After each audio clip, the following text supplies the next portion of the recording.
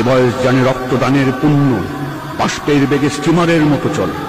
প্রাণ দেওয়া নেওয়ার ঝুলিটা থাকে না শূন্য, সপে আত্মাকে শপথের কোলাহলে। তরুণ প্রজন্মকে নিয়ে স্বপ্ন দেখেছিলেন তিনি, চলতে চেয়েছিলেন বাষ্পের বেগে স্টিমারের মতো।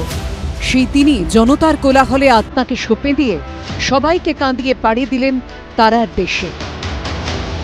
সকাল 10:35 বুদ্ধদেব ভট্টাচার্যের দেহ পিস ওয়ার্ল্ড থেকে বের করে শববাহী গাড়িতে তোলা হয়।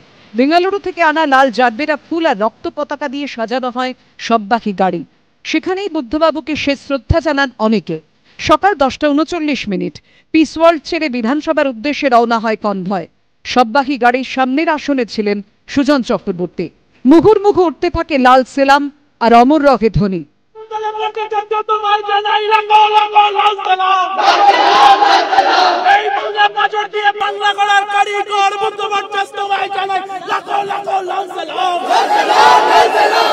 পার্ক সার্কাস, পার্ক স্ট্রিট হয়ে শোক মিছিলের মুখ তখন বিধানসভার দিকে।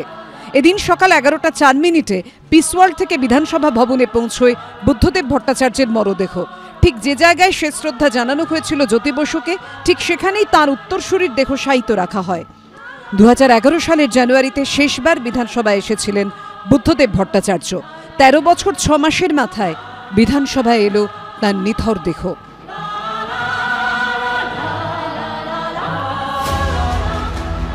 সকাল 11:37 বিধানসভা ছেড়ে আলিমুদ্দিনের উদ্দেশ্যে রওনা হয় শোক মিছিল। বেলা 12:05 সিপিএমের সদর দপ্তর আলিমুদ্দিন স্ট্রিটে শেষবারের মতো পৌঁছন বুদ্ধদেব ভট্টাচার্য।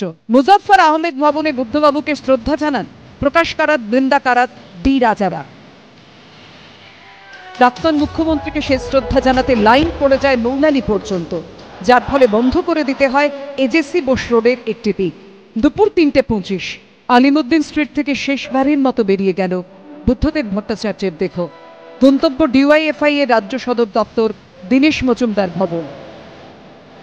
বিকেল 4:15 দীনেশ মজুমদার ভবনে পৌঁছয়ে প্রাক্তন মুখ্যমন্ত্রীর দেহ অ্যানাটমি বিভাগের হাতে তুলে দেওয়া হয় বুদ্ধদেব ভট্টাচার্যের দেহ। দেহ দানের পরই শুরু হয় তার সংরক্ষণের প্রক্রিয়া। তার ট্রেডমার্ক ছিল সাদা ধুতি পাঞ্জাবি আর পায়ে কোলাপুরি চটি। গান, কবিতা, ছবি ছিল পছন্দের। আশ্রয় ছিলেন রবীন্দ্রনাথ ঠাকুর থেকে কাকা সুকান্ত ভট্টাচার্য। পড়ে রইল তাঁর কাজ, তাঁর স্মৃতি। বিদায় বেলাতেও তিনি দিয়ে গেলেন আলো।